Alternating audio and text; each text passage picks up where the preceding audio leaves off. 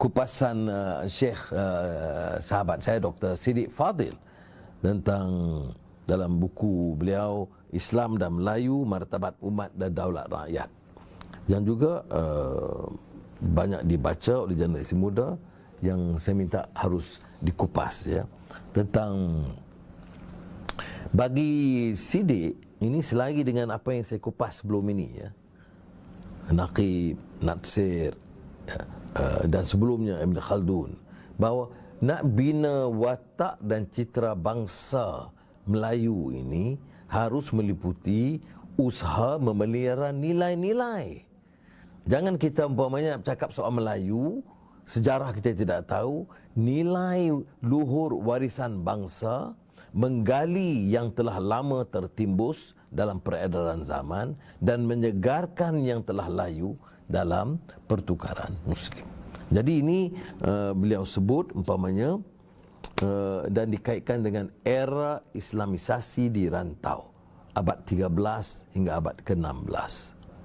Ya, berlakunya revolusi kebudayaan terbesar pernah dialami oleh umat Melayu.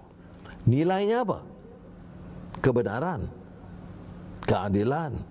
Ini nilai kebenaran Melayu. Melayu itu dia muliakan tradisi akal dan kebenaran dengan pengaruh Islam.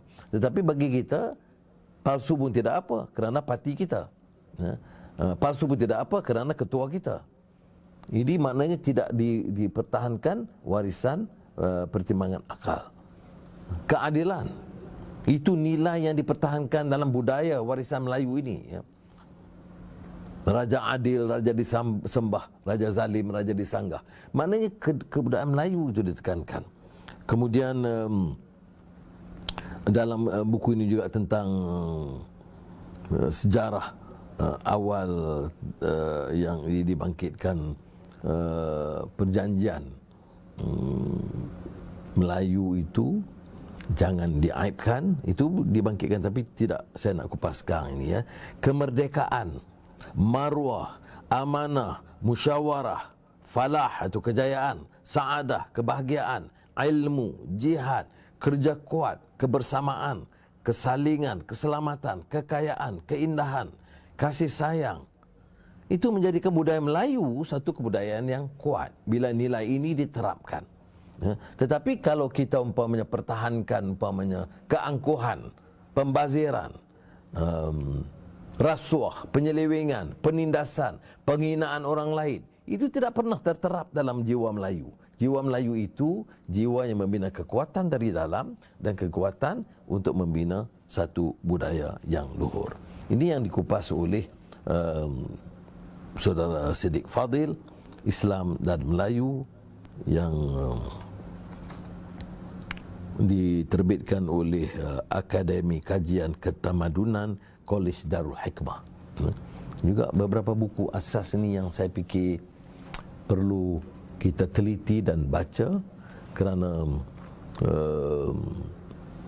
dan mungkin kesempatan lain saya boleh ulas sedikit apa yang saya himbau dalam kupasan Asian Renaissance atau gelombang kebangkitan Asia, mungkin pada kesempatan lain.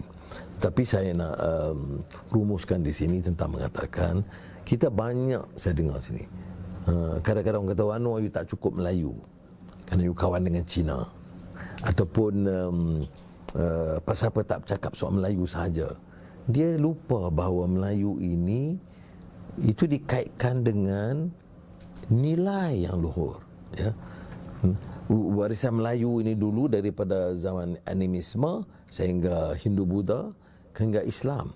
Tapi yang membawa saya kata perubahan ini, saya ingat sekali lagi saya nak rumuskan satu buku dalam sejarah pemikiran Melayu yang sangat penting, iaitu oleh Naqib Al-Atas.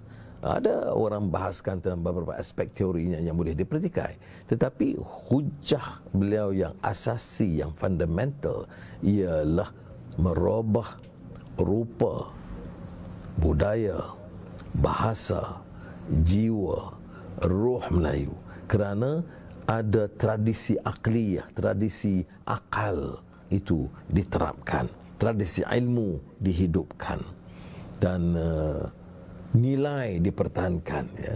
Maknanya tidak lagi umpamanya pertahankan isu kaum sehingga jadi zalim. Maka dia beri amaran. Saya ingat pada masa itu bila dia lihat perkembangan kebangsaan begitu rupa, dia beri amaran. Sebaik kita remehkan, memisahkan aspek nilai keadilan, kemanusiaan, kasih sayang ini dari budaya Melayu, iaitu aspek-aspek yang hidup dalam Islam, maka bahaya chauvinisme akan disemai. Itu disebut bahaya chauvinisme, iaitu perkauman sempit.